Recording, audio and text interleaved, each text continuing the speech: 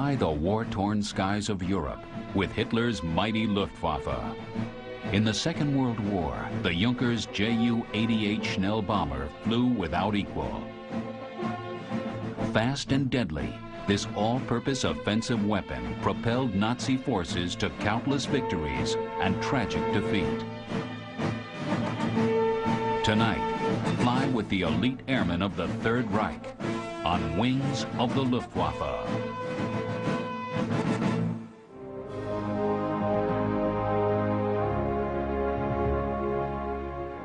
In the acid test of combat, the men and machines that struggled through the Second World War were routinely asked to perform the impossible. And of all the Luftwaffe planes that flew in the conflict, no machine typifies this adaptability and perseverance better than the Junkers Ju-88. Dubbed by its crewmen the maid of all work, its airframe could be pressed into service in many differing roles, proving the validity of the basic design. The 88, originally intended as a high-speed bomber, was eventually given numerous missions, even as a fighter plane. Without question, it was the most versatile Luftwaffe aircraft of the Second World War. The stalwart machine's prototype first took to the air on the 21st of December 1936. It underwent many modifications and fought doggedly to the war's end. Unlike some of the Luftwaffe's more stunning jet and rocket aircraft, the secret of the 88's success lay in the versatility of its airframe. Throughout the conflict, the plane was altered repeatedly, yet still maintained its structural integrity. Not surprisingly, 88s that fell into Allied hands were scrutinized very carefully. American assessment crews that examined this model, A688, were amazed by the sheer versatility of the machine. A versatility that U.S. Army Air Force designers were never able to match. Allied intelligence groups were keen to gain as much information as possible about the Luftwaffe's sturdiest workhorse. Pilot evaluation concentrated on the aircraft's facility in handling airframe stresses, particularly in its diving characteristics.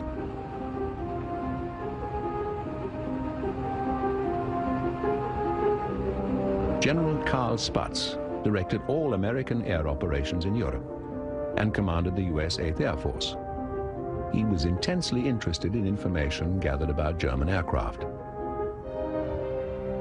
Ironically, the Ju-88's stressed metal construction was actually designed by American specialists working for the Junkers Company in pre-war years.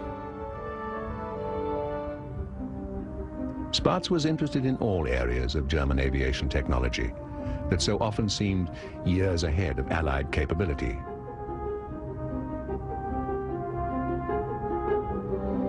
With grudging respect, Spaatz would often personally take part in the disassembly of captured German hardware.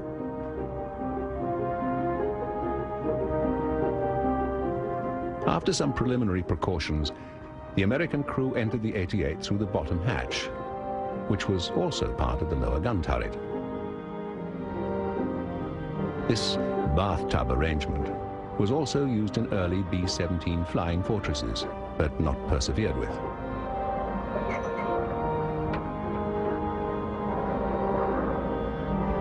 The 88 used a variety of engines, and the mounting points were so versatile that the same plane could mount two types of engines.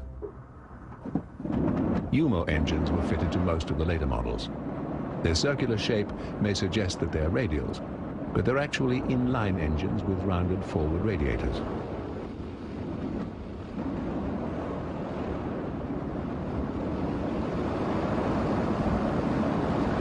Another strength of the 88's design was the single-strut oleo landing gear, which acted like a large shock absorber, reducing the impact of landing and enabling the plane to work from crude airfields common to front-line operations. Given that the 88 flew on all German fronts, often under appalling combat conditions, these two simple features were vital to its success. When the 88 was first developed, It was seen simply as a Schnell-bomber, a plane that could fly more swiftly than the enemy fighters trying to gun it down. This was a concept that German military theorists had often espoused between the wars.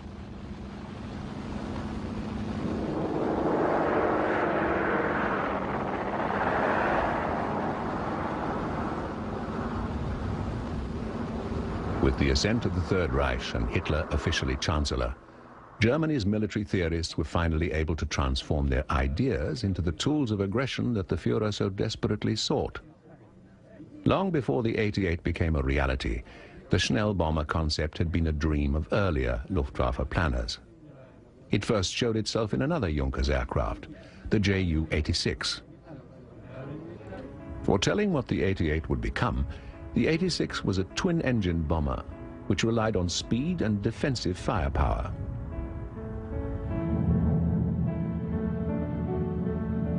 It boasted a lower dustbin gun emplacement and a second gun at the top of the fuselage.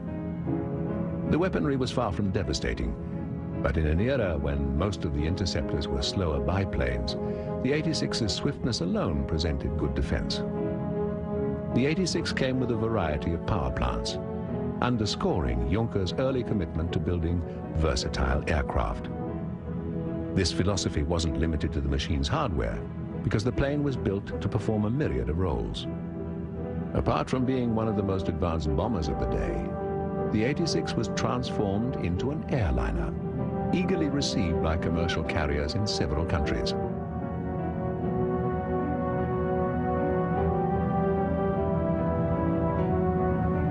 When Hitler sent some 6,000 Luftwaffe personnel to aid Franco in the Spanish Civil War, the 86 went along.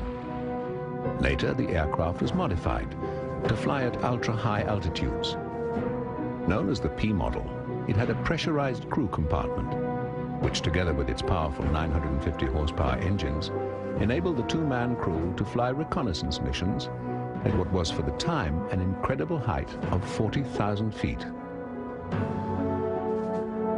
The P model carried out reconnaissance missions over Britain, Russia and North Africa with total impunity. High and fast, during the first half of the Second World War, even the best Allied fighters hadn't a chance of catching it.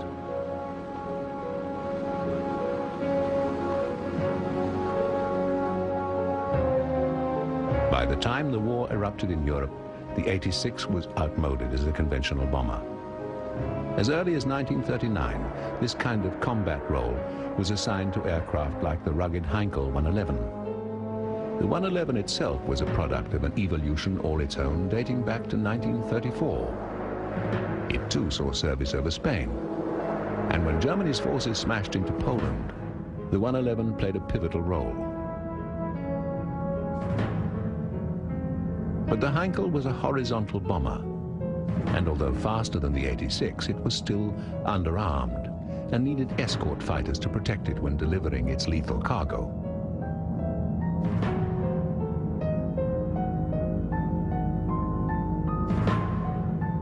The 111's partner, for the first part of the war, was an even more versatile aircraft, the Dornier Do-17. Another design from 1934, the Dornier had links to commercial aviation. The Do-17 was an extremely sturdy design, and with its heavily loaded wing, had the ability to adopt several different types of engine. Its slim fuselage prompted the nickname the Flying Pencil.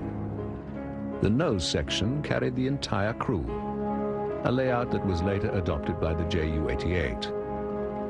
Luftwaffe planners recognized the advantages inherent in the Dornier, and its success certainly influenced the later Junkers design.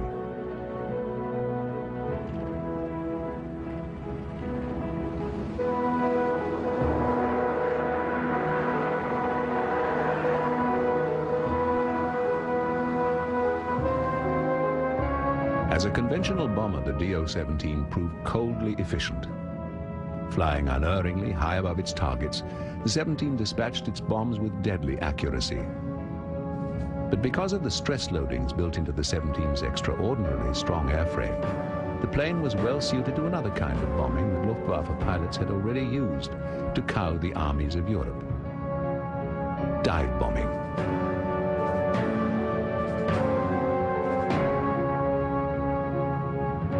To better adapt the Dornier, certain models were fitted with a unique dive brake located behind the aircraft.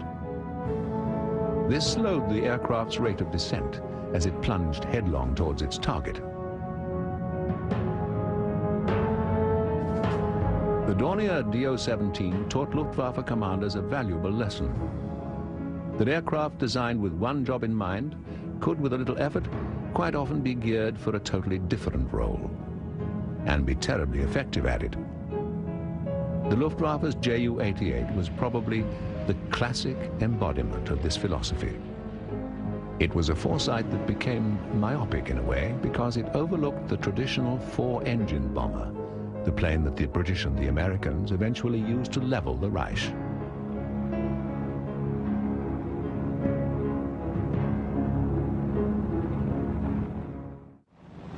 When the war began, it soon became clear that Allied technology lagged desperately behind. Facing the mighty Luftwaffe, Britain's dubious arsenal included machines like the Handley Page Hampden, a twin radial engine aircraft conceived in the mid-30s. This plane actually performed the RAF's first bombing raid against Germany. The Hampden, together with the Handley Page Hereford, was the backbone of British Bomber Command in the war's opening stages. Another contemporary of the Hampden was the Armstrong Whitworth Whitley. Both designs show how ill-equipped the RAF was to undertake long-range bombing in 1939. Britain's one shining star was the Vickers Wellington, which had a unique geodetic construction that gave the fuselage enormous strength. This basket-weave bomber soon gained a reputation for being able to endure incredible punishment and still return its crew safely home. Smaller than the Wellington was the Bristol Blenheim, another design dating back to the mid-30s. It was very fast for the time, but could only carry a modest bomb load. As the war drew on, Hampdens, Blenheims and Wellingtons were soon joined by American aircraft like this Martin Baltimore. With limitations similar to its British counterparts, this medium bomber was of little help in the RAF's quest to match Hitler's Luftwaffe and carry the air war into the German heartland.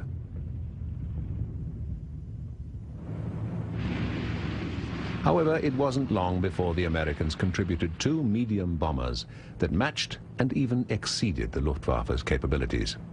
The first was the North American B-25. Here, at long last, the Allies had a bomber that approached the versatility already enjoyed by German bomber pilots.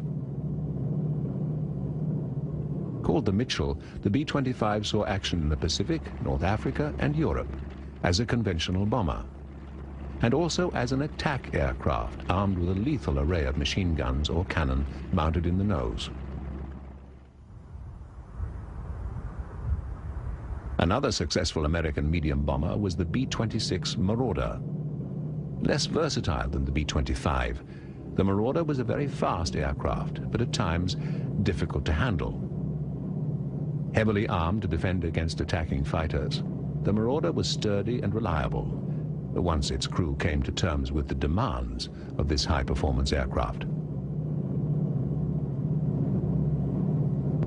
Overall, Allied medium bombers were probably not as versatile as their German counterparts, but they nearly always packed more defensive firepower than similar Luftwaffe aircraft, even though this cost the aircraft precious speed due to the extra weight of heavier firepower.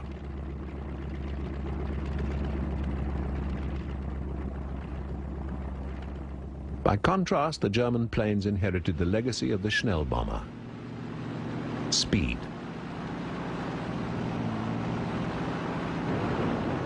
A swift machine didn't need a vast array of armament. Yet as the war dragged on and Allied fighters became even faster, Luftwaffe flyers began to pay the price. By the end of 1939, the early versions of the Ju-88 were flowing steadily to the front. Early footage shows an 88's crew preparing their guns before setting out on a bombing mission.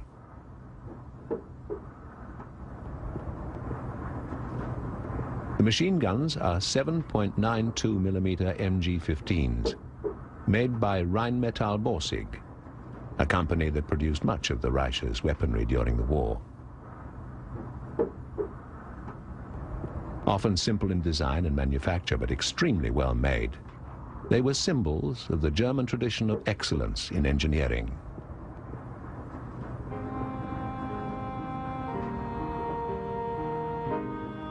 The guns were light, easy to handle, and installed with very little effort. Each piece was mounted on a swivel joint, fixed to the fuselage.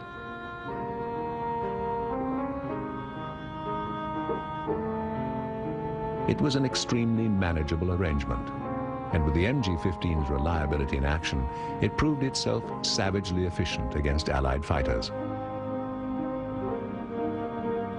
A leather pouch caught the spent cartridges so they could be used again, and so that they didn't clutter the cockpit floor, where they could jam other vital parts. With everything installed, the weapon was secured in a fixed position, so that it didn't interfere with the normal activity in the cockpit. The manufacturers also went to great lengths with this armament configuration to enable either the pilot to control the forward machine gun in a fixed position, or a gunner to operate it manually. It was an attempt to combine versatility with effectiveness, with mixed results. Some aircraft even came equipped with an MG-15 in a kit, with a conventional buttstop and tripod, so that the weapon could actually be taken out and used as a light machine gun, either on or away from the aircraft.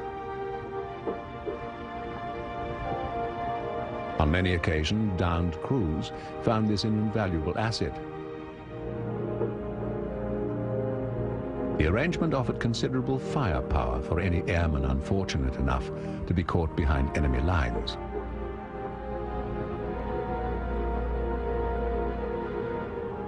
Protecting the bomber's vulnerable underside was left to a gunner lying prone in a turret looking below and behind the aircraft. But even he was within earshot of the other crew members, and having 3 or 4 men fighting back-to-back was thought to provide an important psychological benefit that many Allied bomber crews never knew. Isolated and alone in their stations around the fuselage, an exchange of fire at 20,000 feet was often a terribly lonely experience for British and American gunners. The downside to the close position theory was that in an emergency, the men literally trampled over each other attempting a hasty escape. For some, fighting together would also mean dying together.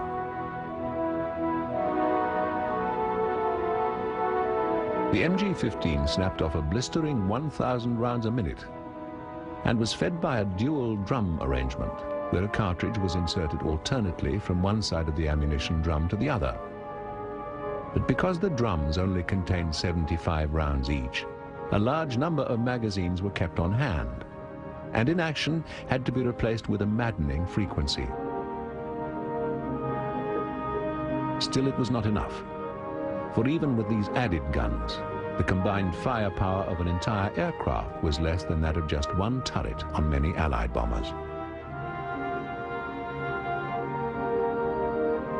Like all other German bombers, more attention had been paid to its prowess as an offensive weapon than its ability to defend itself. Even so, the Junkers 88 was a machine that time after time successfully carried men and their deadly cargo into harm's way and back again. Werner Seitz, a Ju-88 pilot, explains.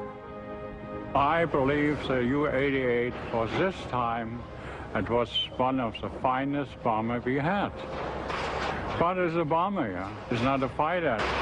Well, the armament, and that was more or less to give you some moral support when you were gunner or firing the guns, or you had a good feeling. Yeah? That's like you're losing some pressure that builds up in the sides when you hear those machine guns firing. You feel you have some kind of protection. But I didn't do much harm to attacking aircraft.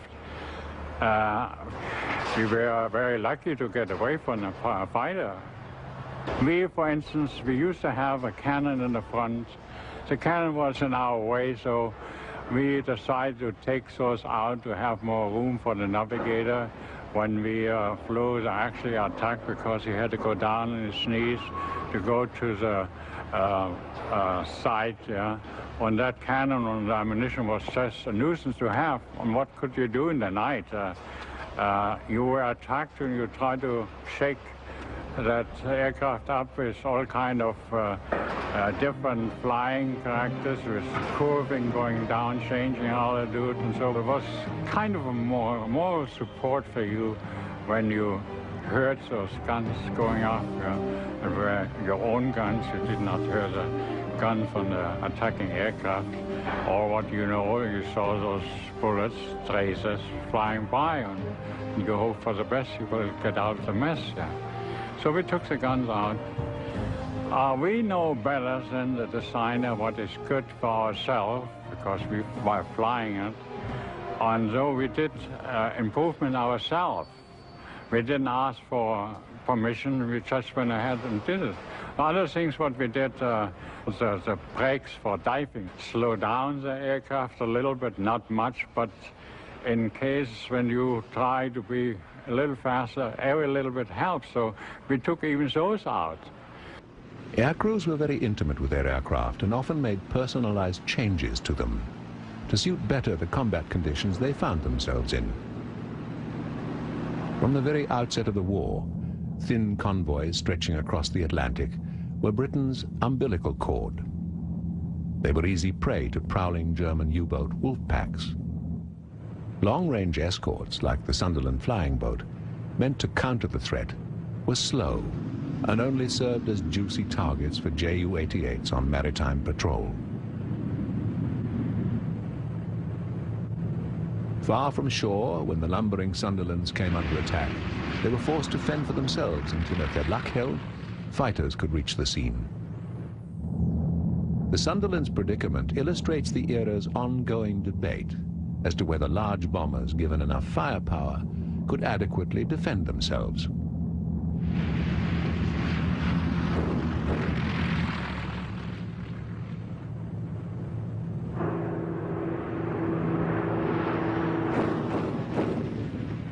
Here, 388s, although more agile and faster than the Sunderland, are held at bay by the flying boat's blazing powered turrets and manual gun positions.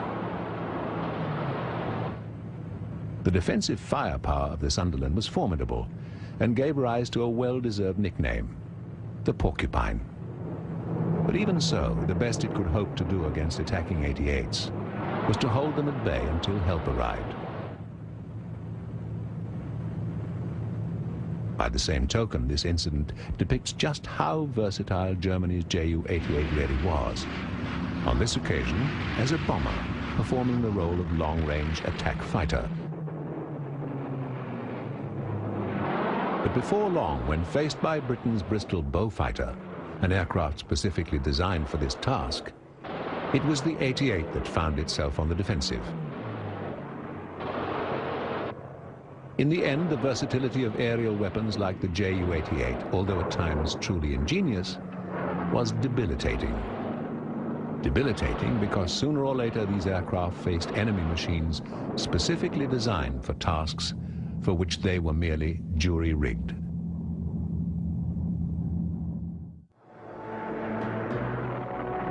During the Battle of Britain, 88 bomber crews probably had a better chance of survival than those in HE-111s and DO-17s because the Junkers plane was faster and had added diving ability. But like all German medium bombers, it was underarmed, and without a fighter escort, losses were heavy. Britain's battle to survive the Luftwaffe onslaught will be remembered as the first major German setback, but it also gave Goering vital lessons about previously untried tactics, albeit at a high price. Despite this, the 88s kept coming. In the summer of 1940, along with the Luftwaffe's other aircraft, they nearly obliterated the airfields of southern England and knocked the RAF out of action.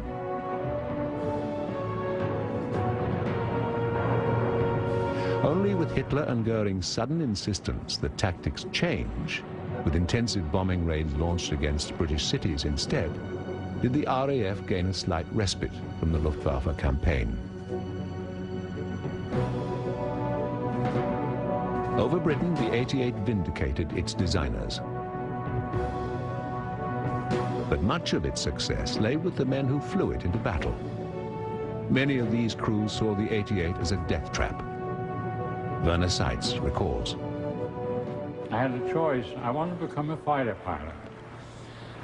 But for some reason, till today, I don't know why I was sent to become a horizontal and dive bomber.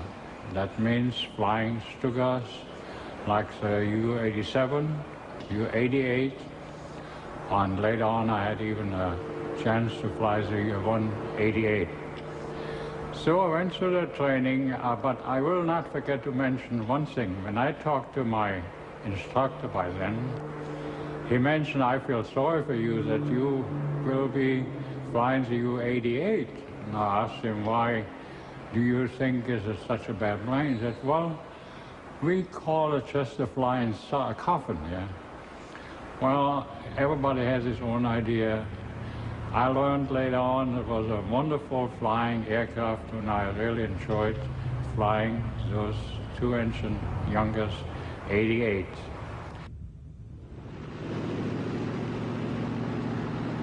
The glazed nose wasn't present in every 88.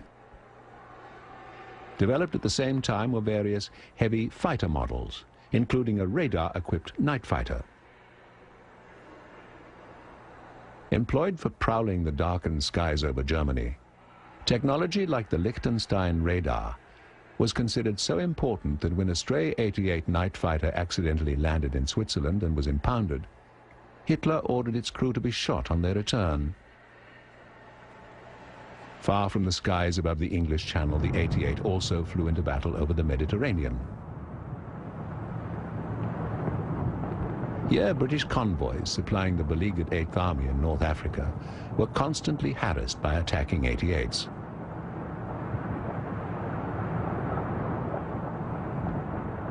Control of this body of water was vital, and the fact that the Luftwaffe was never able to become dominant eventually led to the Afrika Korps' final defeat.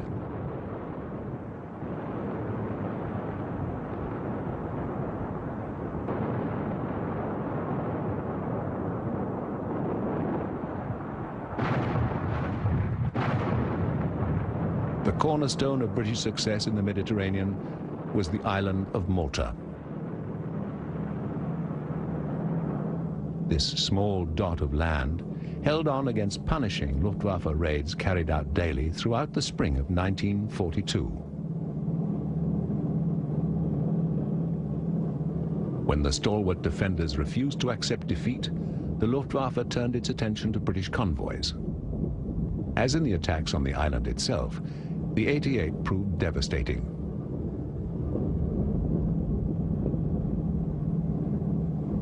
The German plane accounted for the loss of thousands of tons of Allied shipping in the attempt to starve Malta into submission.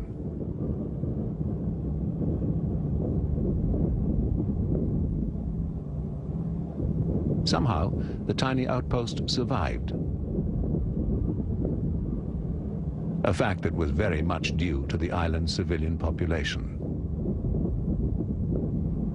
People who endured dreadful conditions from the bombing and the shortages that followed, rather than leave their homes.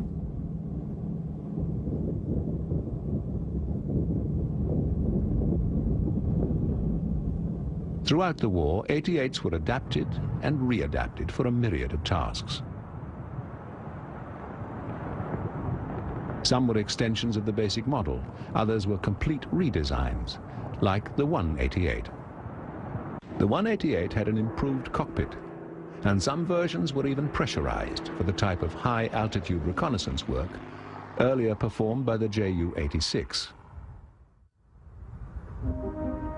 Reconnaissance crews played a major role in Wehrmacht campaigns, but were never showered with the attention that fighter pilots received.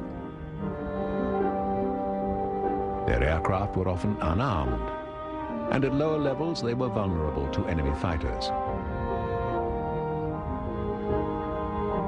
At higher levels, the enemy was the intensely cold air, at altitudes sometimes exceeding 40,000 feet.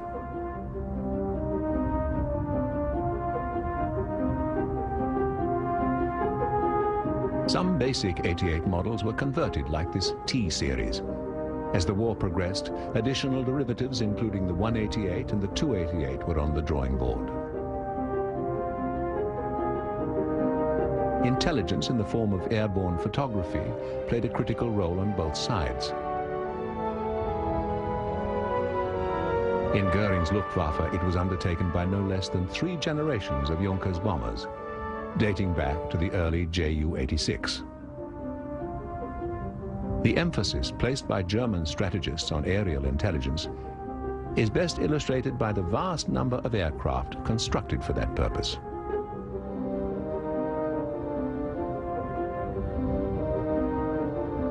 There were over 1,900 reconnaissance 88s built at a time when intense pressure was being exerted to manufacture nothing but fighters and bombers.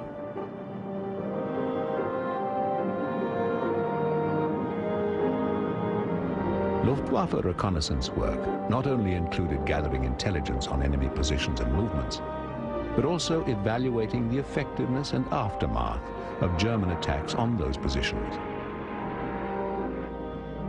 Success or failure would determine future methods. One area where the front line was extremely fluid was in the desert tracts of North Africa. Here, the British confronted Rommel's North Africa Corps in a test of strength and guile that was entirely unpredictable. Although the warfare was primarily confined to armored vehicles on the ground, aerial missions played a major role, and here again the 88 was a pivotal actor. By performing reconnaissance duties and bombing missions, the plane was tested in one of the war's most demanding theaters.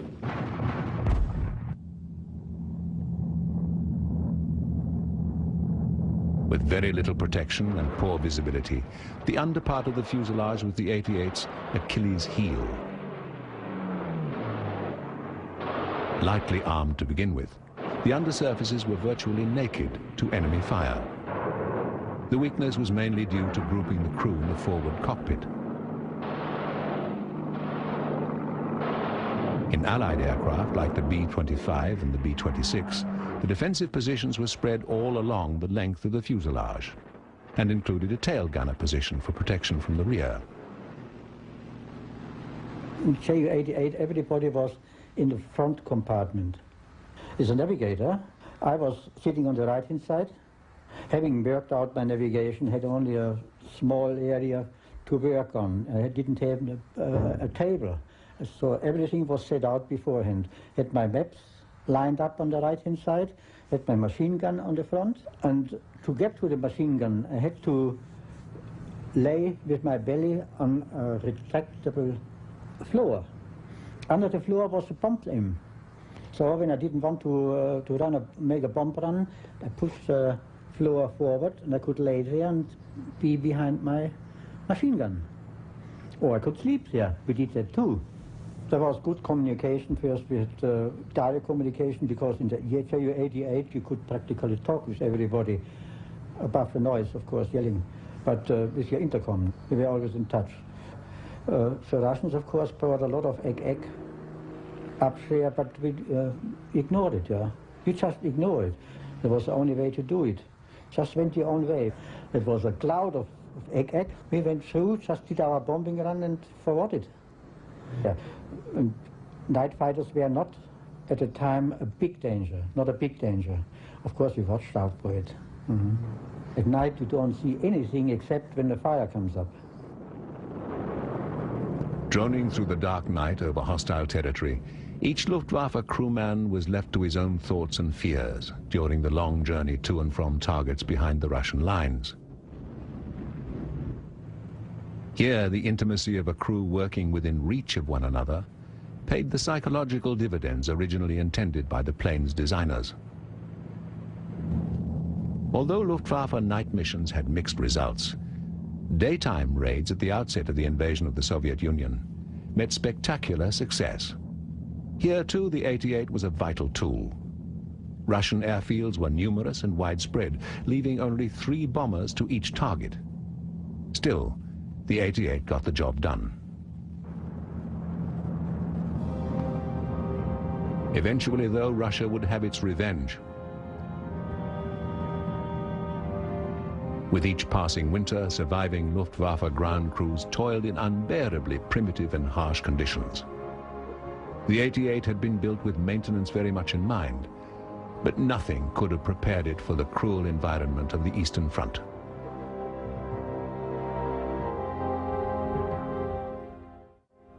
By the end of 1944, the Third Reich was crumbling in a firestorm of its own making.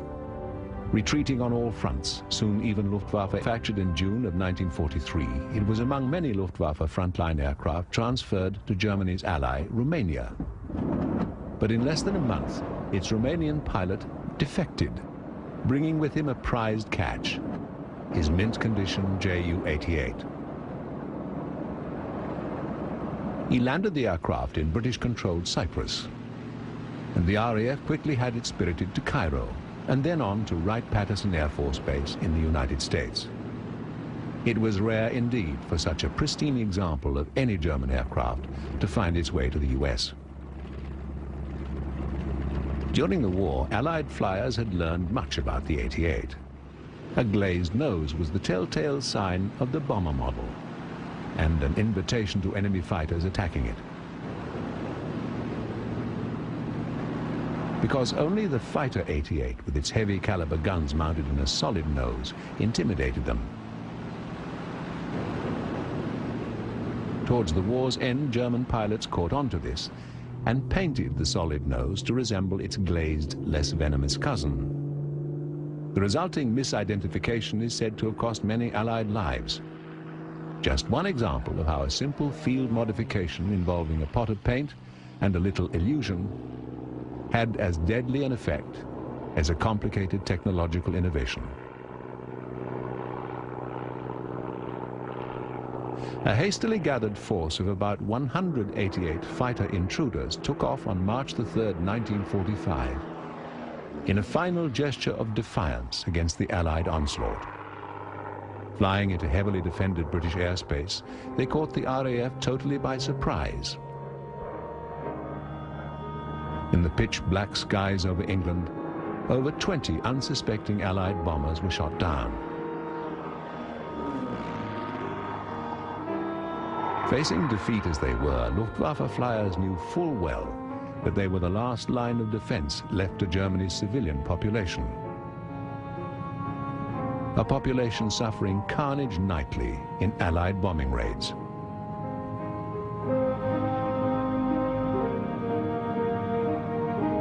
The next evening, the Luftwaffe tried to repeat their victory, but this time were hotly received by British night fighters and Ack-Ack.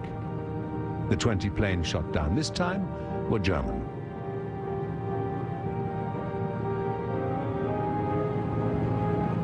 At approximately 1:45 in the morning, the last Ju-88 crashed into a Yorkshire field, giving it the dubious honor of being the final enemy plane shot down over Britain. In its career, the redoubtable 88 was used to test almost every form of aerial weapon. It was heavily employed in jet engine research, and the power plants that ultimately went on to propel the Luftwaffe's famous jets were first installed and tested underneath the Ju-88.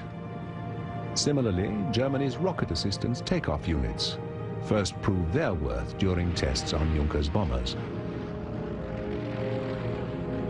Almost without exception, when a bomber was needed to test a German innovation, the 88 would be called upon to serve as a guinea pig.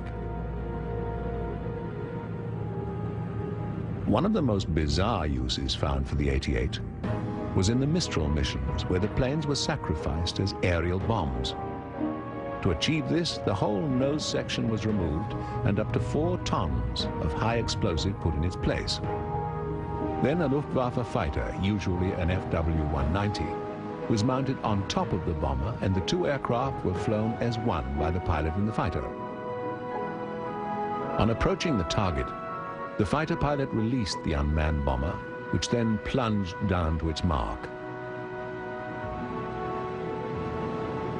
It was truly an act of desperation for Germany's hopeless cause.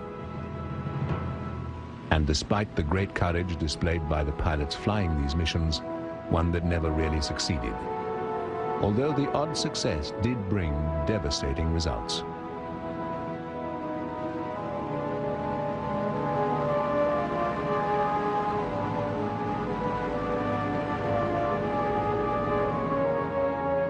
The Romanian 88, passed on to the American Air Force courtesy of its defecting pilot, is one of only 4 aircraft that remain of nearly 15,000 built. Displayed at the Wright-Patterson Air Force Museum in Dayton, Ohio, it has stood silent vigil now for nearly half a century. An impressive monument to one of the Luftwaffe's greatest design achievements, it embodies a German aviation philosophy founded upon a trinity all its own: simplicity, ruggedness, and versatility. These 3 things and much more the swift Junkers plane had without question. One of the great high-speed bombers of the Second World War, a high point of German design and engineering.